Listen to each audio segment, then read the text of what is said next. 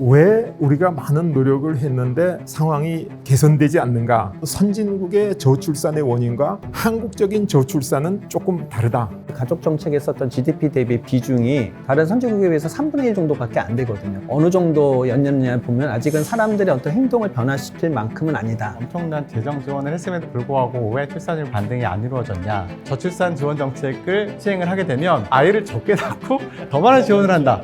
깨진 덕에 물붓기가 될 수밖에 없구나라는 걸 깨달아야 되는 시점이 아닌가.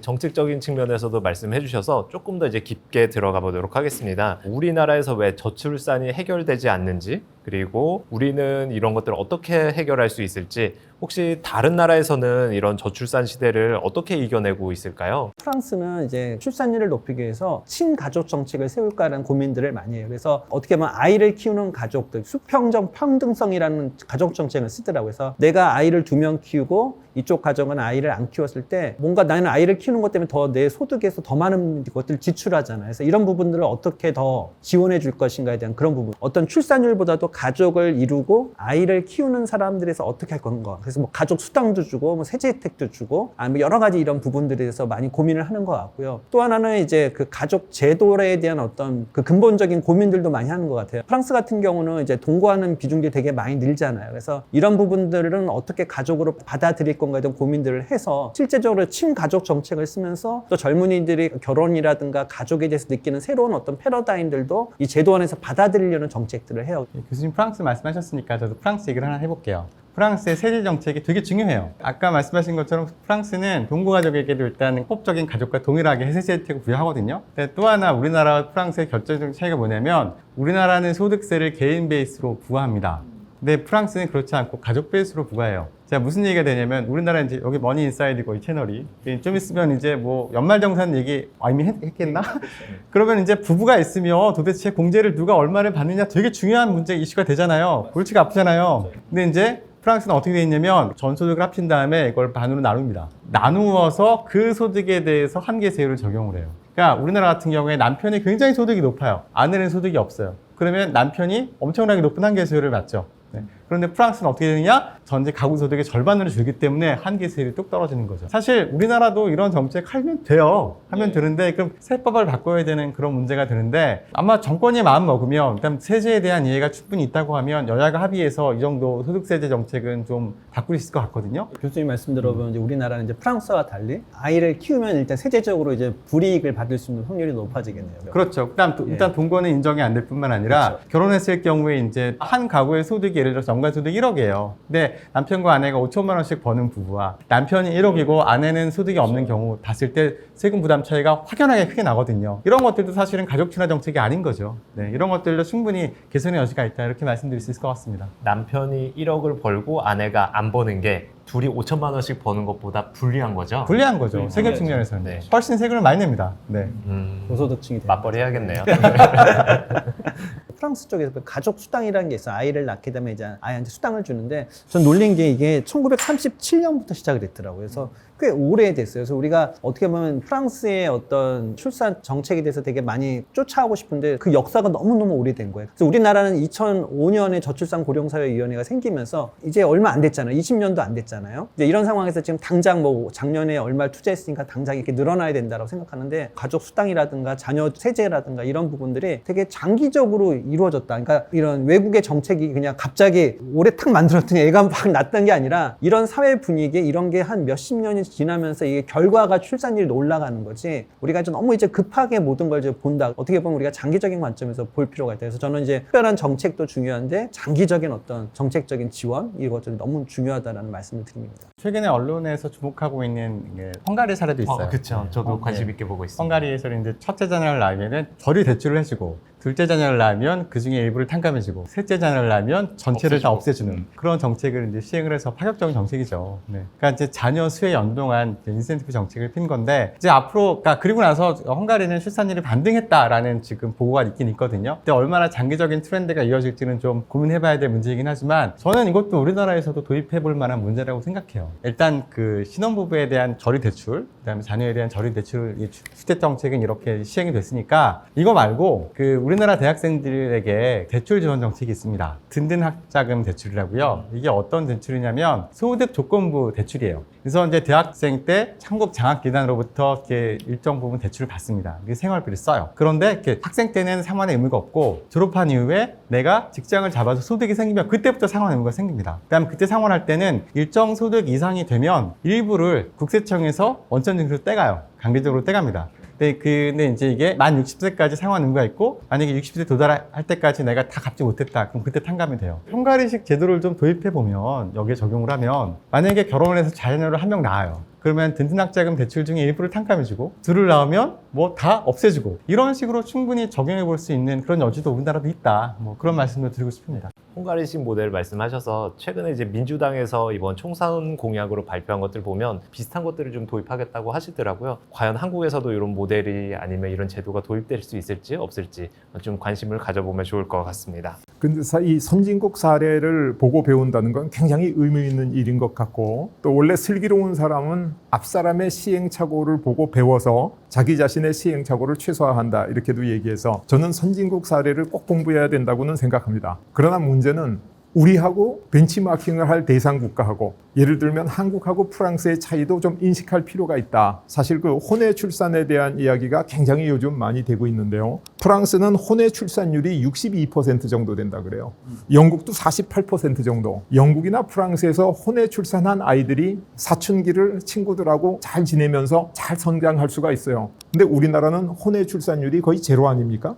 그런데 혼외 출산된 아이가 과연 생활에 잘 적응하면서 사춘기를 잘 보내고 건실하게 성장할 수 있을까에 대한 사회적인 압박도 좀 걱정은 해야 된다. 또 예를 들어서 선진국 경우에 육아휴직 제도를 활성화해가지고 의무화하고 제도화했다. 와, 우리도 그렇게 해야 된다. 좋은 일이죠. 좋은 일이긴 한데 우리나라 사람들의 총 고용의 81%가 중소기업입니다. 그리고 60%가 100인 이하의 소규모 업체에 고용돼 있습니다. 100인 이하의 기업은 필수 인력을 대체할 수가 없어요. 육아휴직을 아무리 제도화하고 돈을 준다 그래도 일할 사람을 그때 맞춰서 넣을 수가 없죠. 그래서 실제로 이 육아휴직의 혜택을 안 봐도 아이를 잘 낳을 수 있는 대기업, 공기업 이런 데 고용돼 있는 사람들은 혜택을 100% 보는데 아주 영세기업이라든가 자영업자는 혜택을 전혀 볼 수가 없거든요. 조그만 1인 자영업자가 식당 문을 닫았다가 육아휴직 끝난 다음에 다시 연다 그래서 손님이 돌아오는 게 아니거든요. 이러한 문제를 어떻게 해결할 것이냐. 그래서 선진국에서 육아휴직 하는 게 효율적이었다 그러면 한국에서는 어떻게 보면 그 육아휴직에 들어가는 비용을 가지고 무상보육시설을 확장하는 게 더 효율적일 수도 있다. 선진국 사례를 맹목적으로 보고 배우기보다는 우리 현실에 맞도록 적응시키는 노력, 그런 노력이 많이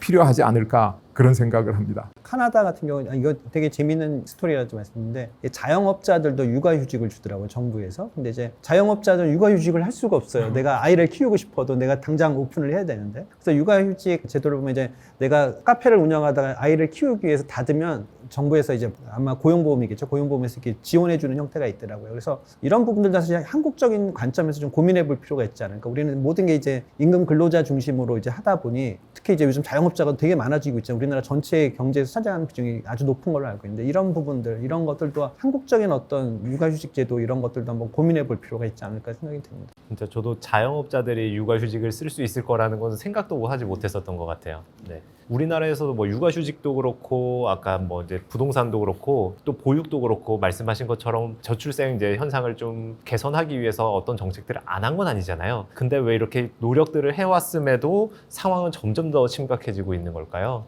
왜 우리가 많은 노력을 했는데 상황이 개선되지 않는가? 그러니까 병의 진단이 틀리면 치료가 잘 될 수 없는 거죠. 그래서 저는 범세계적인 아니면 선진국의 저출산의 원인과 한국적인 저출산은 조금 다르다 그렇게 생각을 하는데 한국적 저출산의 원인으로 제가 아까 말씀드린 과당 경쟁, 수도권 집중 그 말씀은 드렸는데 또 하나 정말 간과하고 있는 부분이 있다 그렇게 생각이 됩니다. 제가 이 저출생 문제를 가지고 연구하고 스터디를 하다가 보면 아직 많은 사람들이 지적하지 않은 부분이 있는데 저는 그걸 어떻게 생각하냐 하면 희망이라고 생각해요. 희망이 있으면 아이를 갖고 절망하면 아이를 낳지 않는다. 예를 들어서 볼 것 같으면 지금 기성세대는 국민소득 100불 시대에 태어났습니다. 이 사람들은 막연히 교육비도 주거비도 아무 준비도 안 돼 있었는데 내 자식은 국민소득 10,000불 시대를 살아갈 거다 생각해가지고 아이를 많이 낳거든요. 요즘 MZ세대 젊은 사람들은 국민소득 20,000불, 30,000불 시대에 태어났어요. 근데 경제가 성장하지 않고 정체돼 있어요. 우리나라 경제가 지난 30년간 경제 성장률이 대세 하락을 지속하고 있습니다. 어떤 학자들의 연구에 의할 것 같으면 매 정부, 매 대통령 임기마다 경제 성장률이 1%씩 계속 하락했다는 거예요. 그러니까 이 젊은 사람들이 내 자식은 나보다 더 좋은 세상에서 살아가지 못할 것이다 라고 생각해서 아이를 안 낳는 게 아닌가. 그래서 중요한 건 경제가 성장하고 있으면 사람들이 희망을 갖게 생기고 오늘보다 나은 내일을 기대하게 되는데 경제가 정체되면 오늘보다 좋은 내일이 오지 않는구나. 그래서 경제가 성장하면 아이를 많이 갖고 정체되면 아이를 갖지 않는다. 요거는 인구학을 연구를 많이 하신 서든 캘리포니아 대학의 이스트린 교수라는 사람도 연구를 했는데 쭉 조사를 해보니까 통계적으로 자기 성장기, 자기 집에 비해서 결혼하고 나서 가임기에 경제 상황이 좋아진 가족들은 아이를 많이 낳았어요.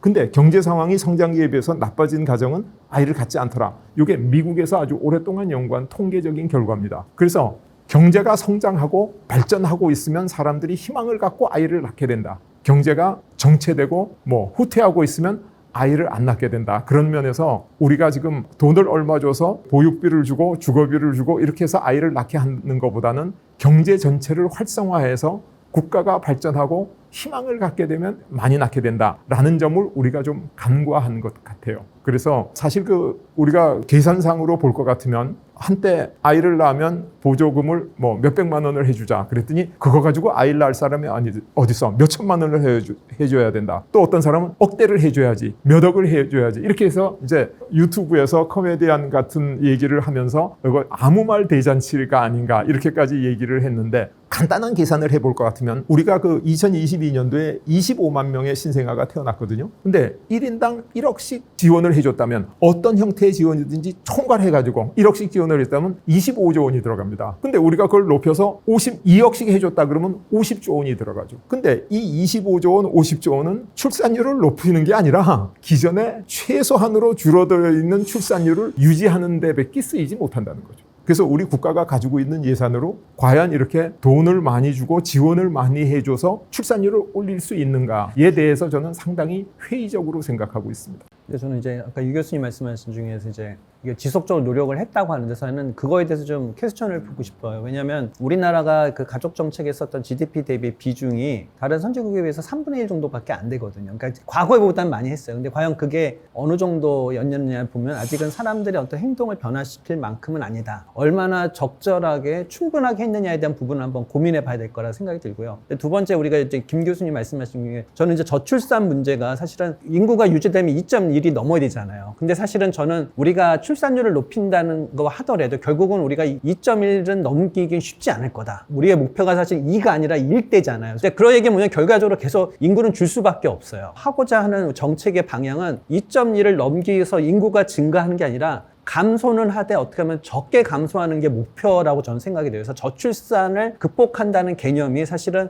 결과적으로는 출산율이 1점대로 유지돼서 서서히 좀 감소하는 부분이다. 우리가 다시 이제 출산율을 높이자는 게 우리가 인구가 증가하는 거로 오해하실까봐 전혀 우리의 목표는 그게 아니라고 저는 생각하고 아마 거기는 다 동의하실 거라고 생각이 되고 그게 불가능한 수치라고 생각하거든요. 그런 의미에서 저는 출산율을 높이는 1점대로 올리는 거 되게 중요하다. 또 하나는 1점대로 점점 감소하는 인구 구조, 감소하는 이 상황 안에서 사회 제도, 경제 제도를 어떻게 리노베이션 할 것인가에 대한 고민을 같이 해야 될 것 같다. 그러니까 우리가 어차피 출산율이 2점대로 못 끌어올려요. 그거는 우리가 솔직히 말씀을 드려야 돼요. 우리가 다시 2, 3 이건 불가능하잖아요. 결국은 계속 인구가 감소하는데 이 상황에서 어떻게 우리 사회 제도, 경제 제도, 아까 말씀하신 연금 이런 부분을 어떻게 또 새롭게 만들 것인가 이 부분을 같이 하지 않고 계속 우리가 출산 쪽만 하다 보면 우리가 착시 현상이 생길 것 같아요. 이게 뭔가 될 거다. 되는 게 2.1이 아니기 때문에 저는 당연히 이제 감소한다는 전제하에서 우리가 병행을 해야 되지 않을까 생각이 듭니다.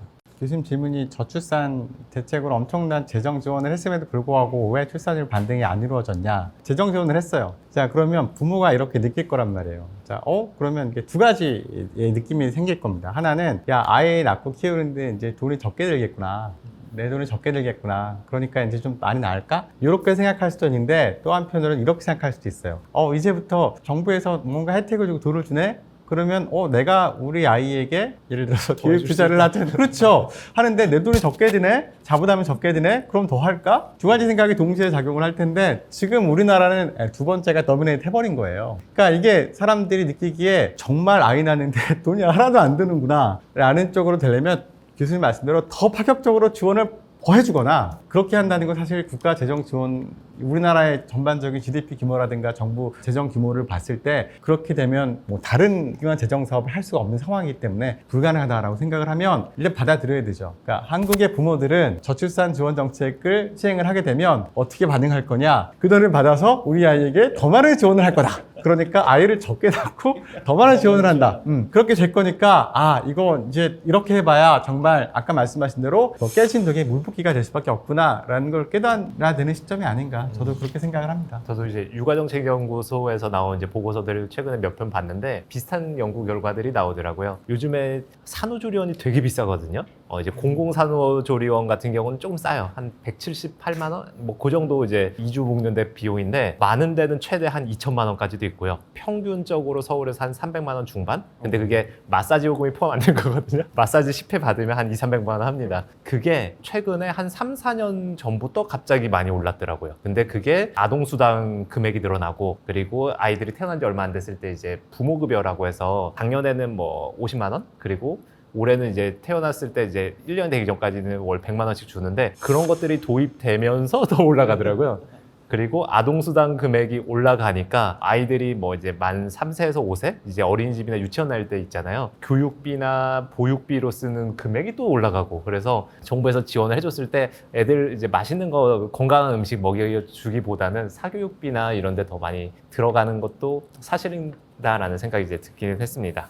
이제 그러면 우리가 이제 이민에 대해서도 조금 이야기를 해보면 좋을 것 같은데요. 아이가 낳아서 그 아이가 이제 태어나서 자라서 이제 일을 하기까지는 우리나라에서 뭐 25년에서 30년 이상 걸리는 게 현실이니까 조금 더 효과가 있는 방안을 찾자라고 하면서 우리가 이제 이민에 대해서도 검토를 하고 있는데 여기에서는 이제 교수님들은 어떻게 생각하시는지도 궁금합니다. 복지 제도를 이제 연구하다 보면 이제 이민자들이 많이 들어오는 나라들의 복지 비용이 되게 부담으로 많이 와요. 그래서 사실은 인력 측면에서는 되게 좋을 수 있지만 이민자들이 들어오게 되면서 이제 정부에 대한 어떤 그 지출이 늘어날 수 있고 그다음에 그거로 인해서 실제적으로 어떤 일자리가 한국 어떻게 보면 이제 이민자들 때문에 이제 없어질 수도 있고 뭐 이런 이슈들이 상당히 있습니다. 그래서 예를 들면 제가 아까 초반에도 말씀드렸지만 우리나라에도 유휴 인력들이 되게 있어요. 예를 들어서 65세 이상의 노인들 중에 건강하신 분들 되게 많거든요. 그다음에 여성들 중에서도 능력 있고 이런 분들이 되게 많아요. 그래서 저는 이제 그 이민 정책을 반대하기보다는 필요는 하지만 우리가 일단 우리 내부적으로 갖고 있을 수 있는 어떤 유후 인력들을 어느 정도 활용하고 나서 이제 이민 얘기를 했으면 좋겠습니다. 그래서 이민이 사실 쉬운 얘기예요. 왜냐면 지금 당장 뭐 싱가포르나 이런 데서 이민자들 받아서 보육이라는 데 쓰잖아요. 근데 되게 편한 방법인 것 같아요. 그렇지만 이게 이 편한 방법이 뭐든지 이제 역효과가 나타날 수 있기 때문에 특별히 우리나라처럼 우리가 단일 민족이라는 걸 되게 중요시 여기는 민족이고 되게 다른 민족들에 대해서 배타적인 민족이잖아요. 그래서 미국이나 이런 데는 열려 있음에도 불구하고 인종과 갈등이 되게 많은데 이제 그런 것들을 봤을 때 단기적으로는 되게 효과가 있을 수 있다. 근데 장기적으로 사회에 미치는 영향, 재정적인 거, 어떤 사회적인 문제 이런 것들도 같이 고민해 봤으면 좋겠다. 그래서 아주 그렇게 쉽게 할 수 있는 그런 이슈는 아닌 것 같다는 생각이 듭니다. 예.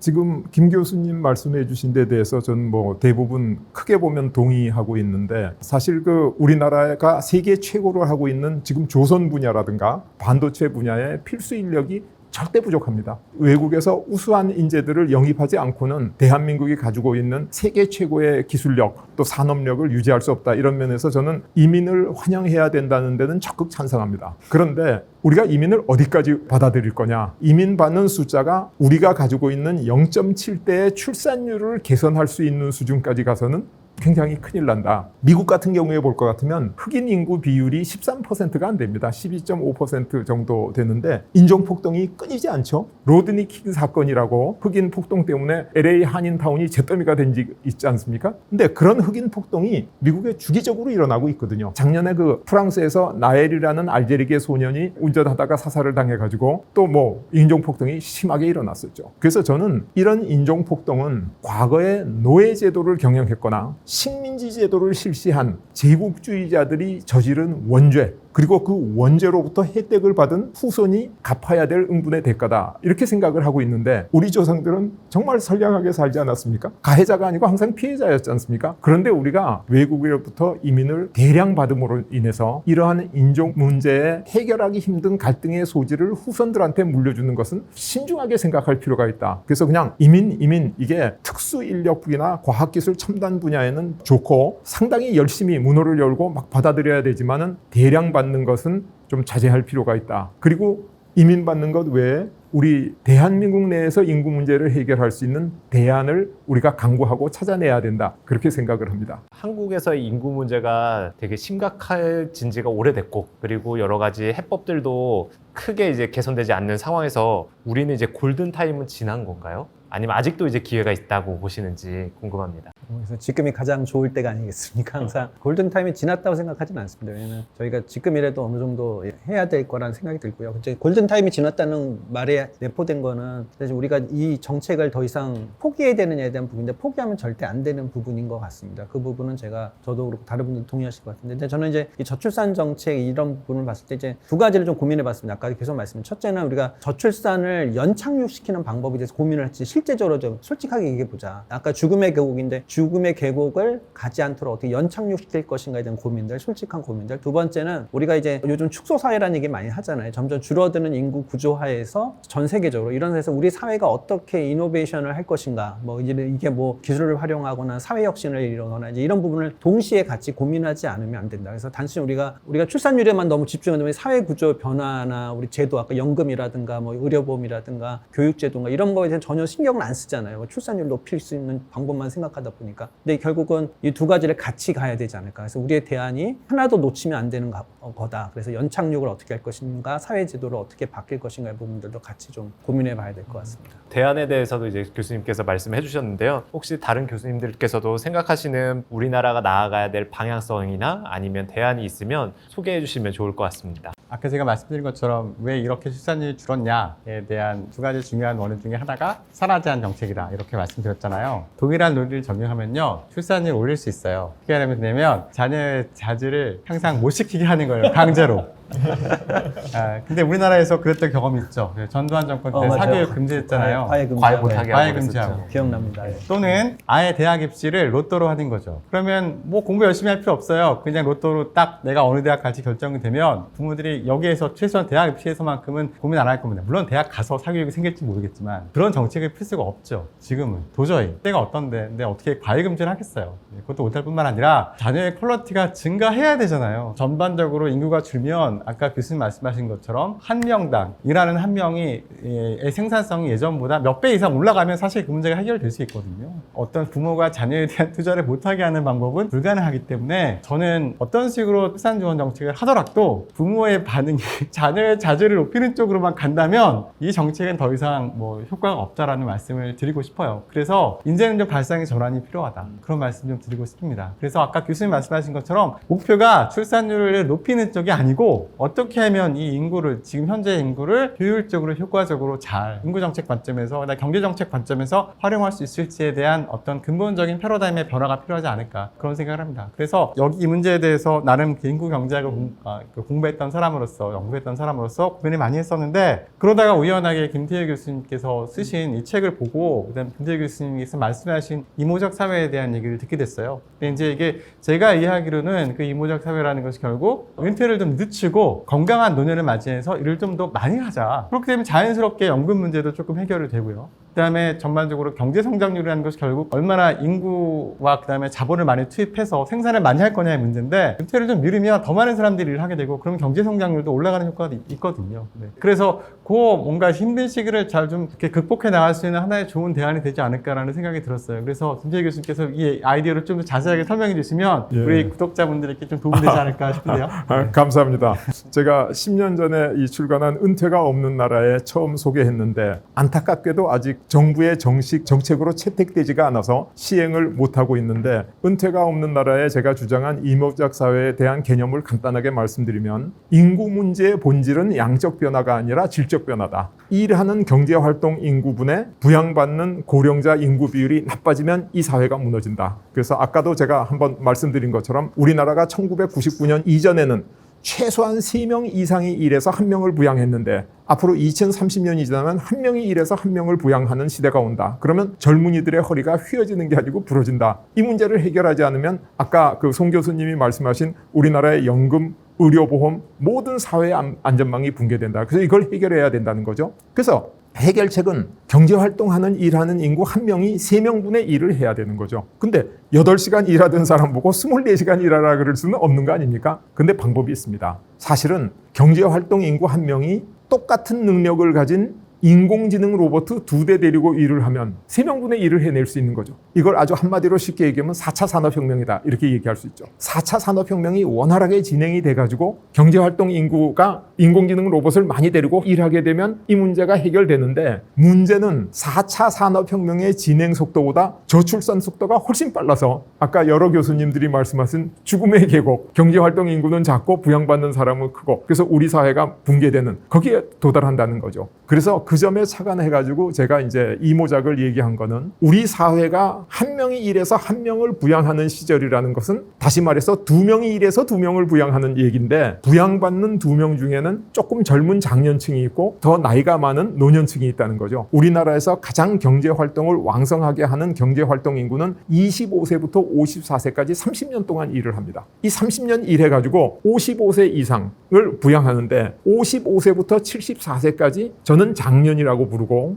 외국 학자들은 YO, Young Old 이렇게 부르죠. 이 사람들은 아직 일할 능력도 있어요. 다만 일할 기회가 없을 따름이지. 근데 75세 이상의 Old, 노년들은 일할 능력 자체가 없죠. 그래서 저는 지금 부양받고 있는 장년, 55세부터 74세까지의 20년, 이 사람들을 일할 기회를 줘서 경제활동 인구에 편입하면 그럼 부양비가 획기적으로 개선되는 거죠. 이것을 해야 되는데 지금 이 장년들이 일할 수가 없습니다. 왜 일할 수가 없냐 하면 일할 자리가 없어요. 그래서 우리가 신문에서 보듯이 아파트 경비원 뽑는데 몇백 대 1.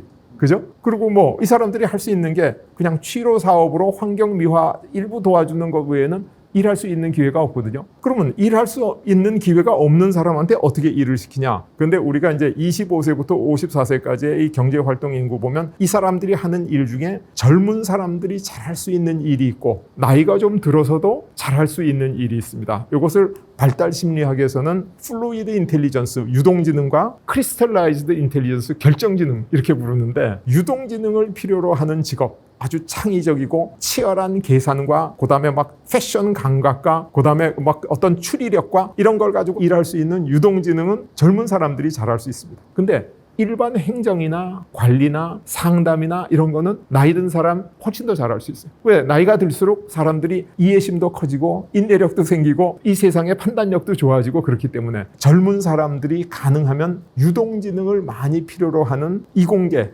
연구 분야, 그다음에 법률계 중에서도 특허 분야, 의료 중에서도 새로운 연구 분야로 집중시키면 나이가 들어서 결정지능이 높은 장년들도 잘할 수 있는 쪽으로 일자리를 많이 만들 수 있다. 이런 이야기죠. 쉬운 예를 들어서 설명드릴 것 같으면 지난 정부에서 복지 공무원들을 많이 채용을 했습니다. 경쟁률도 굉장히 높았습니다. 근데 뭘 해서 채용했냐면 시험 봐서 채용했거든요. 국사, 영어 이런 시험을 봐서. 그러니까 20대 젊은이들이 많이 붙었죠. 사실 복지 공무원의 일은 가정을 꾸리고 아이를 키워본 40대 경력 단절 여성들이 하면 20대 젊은이보다 시험은 못 쳐도 훨씬 더 잘할 수 있지 않습니까? 40대 경력 단절 여성이나 50대 베이비부머 은퇴자들을 복지 공무원으로 채용했으면 시험 성적은 나빠서 채용이 실제로 안 되지만은 복지 업무를 훨씬 더 잘할 수 있었다. 우리 세상에 있는 직업 중에 나이 든 분들이 젊은이들보다 대등하게 하거나 더 잘할 수 있는 직업을 많이 룸을 비우면 장년들이 일할 수 있어서 일하는 청년들의 부담을 과감히 덜어줄 수가 있다. 주장이 이모작 사회에 관한 이론입니다. 근데 제가 이런 얘기를 할 때 한 가지 이제 걱정스러운 거는 사람들이 어떤 걱정을 하냐면, 아니 지금 청년들도 실업이 많은데 청년들 직업 중에 일부를 장년들한테 갈라주라고?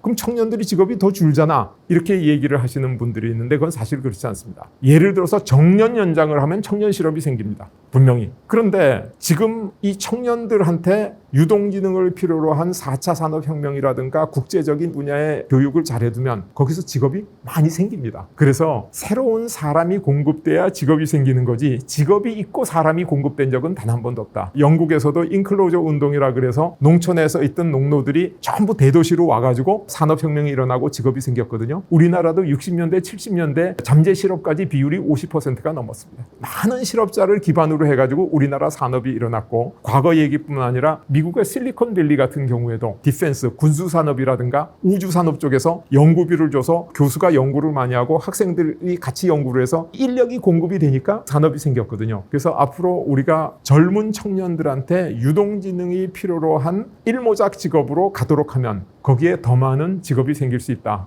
그래서 이제 어떤 신문 보도에 우리나라에는 인공지능 박사가 1년에 30명 나오는데 중국에는 2,000명 나온다. 그럼 정확한 수치인지는 모르면 이런 보도가 있었어요. 근데 우리가 인공지능을 배운 젊은이들을 10배 많이 배출하면 우리나라의 인공지능 직장이 10배 많이 생기고 고용도 훨씬 더 늘어난다. 그렇게 짤막하게 줄여서 좀 말씀드리도록 하겠습니다. 네, 예. 되게 혁신적인 방법이라는 생각이 드는데요. 말씀하신 이모작 사회가 만약 실제로 우리가 구현할 수 있다면 저출산 그리고 고령화가 이제 세대 간의 갈등을 일으키는 게 아니라 세대 간에 상생할 수 있는 사회로 발전할 수 있지 않을까라는 생각을 해보게 됐습니다. 오늘 세 분을 모시고 심각한 인구 문제에 대해서 전달할 수 있는 시간이었는데요. 아마 머니인사이드 시청하고 계시는 분들께서도 더 관심을 많이 갖고 그리고 한 번 더 생각해 볼 수 있는 그런 시간이 아니었을까 기대를 합니다. 마지막으로 오늘 고생해 주신 세 분 교수님께서 소감 한 말씀씩 부탁드리겠습니다. 저출산이라는 게 사실은 실이 막 엉켜있는 이런 것 같다라는 생각이 듭니다. 그렇지만 저는 이제 엉켜있는 것도 결국은 풀 수 있을 것 같은데 혼자선 풀 수 없다라는 생각이 들고 다양한 관점에서 다양한 분야에서 다양한 아이디어들이 필요하다. 그래서 엉켜있는 걸 그냥 포기하지 않았으면 좋겠다 이런 생각이 동시에 들었습니다. 저는 어떻게 말하다 보니까 이렇게 저출산 해결이 어렵다. 그런 쪽으로 말씀을 드린 것 같아서 그래도 희망은 있다. 그 말씀 드리고 싶고요. 그렇지만 출산율 반등에만 우리가 관심에 초점을 두면 안 된다. 이 문제는 다른 방식의 접근이 필요하다. 그런 말씀을 드리면서 오늘 소감 마치겠습니다. 우리나라도 브라질처럼 축구 선수를 해서하는 방향으로 바꿔야 될까 하는 생각이 딱 기억이 납니다. 소감 겸 정책 건의를 제가 짤막하게 말씀드리면 현재 우리가 하고 있는 저출산 정책도 굉장히 중요합니다. 그리고 의미 있는 거고 그래서 그것을 계속해야 되는데 조금 더 효율적으로 했으면 좋겠다. 그래서 선진국의 사례와 우리의 사회를 분류해가면서 좀 더 간단하고 한국적인 현실에 맞는 효과적인 정책으로 이렇게 발전시켰으면 좋겠다는 게 첫 번째고 두 번째는 아까 여러분들이 말씀하신 것처럼 우리나라의 출산율을 올리는 것은 정말 쉽지 않습니다. 그리고 2.0 이상 올라가는 것은 아예 꿈꿀 수도 없고 그래서도 안 된다고 생각하는 거죠. 아이를 과거에 낳지 마라 하는 산하 제한 정책은 성공할 수 있었지만은 아이를 더 많이 낳으라는 출산율 제고 정책은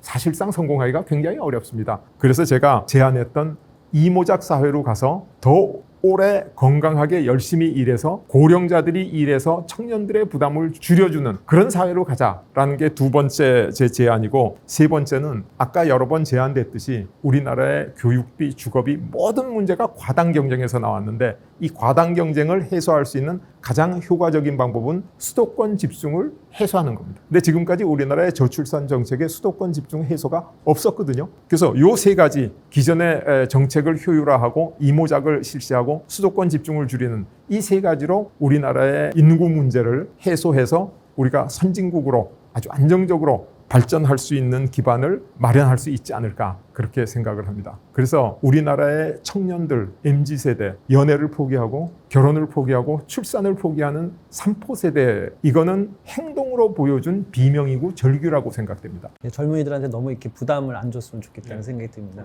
그들의 잘못이 아니라는 거. 세 분 말씀 들으면서 많은 것을 배울 수 있는 시간이었고요. 저도 앞으로 어떻게 하면 우리나라에서 이 저출생 문제가 좀 더 개선될 수 있을지에 대해서 더 고민하고 제안할 수 있는 그런 사람이 되도록 하겠습니다. 감사합니다.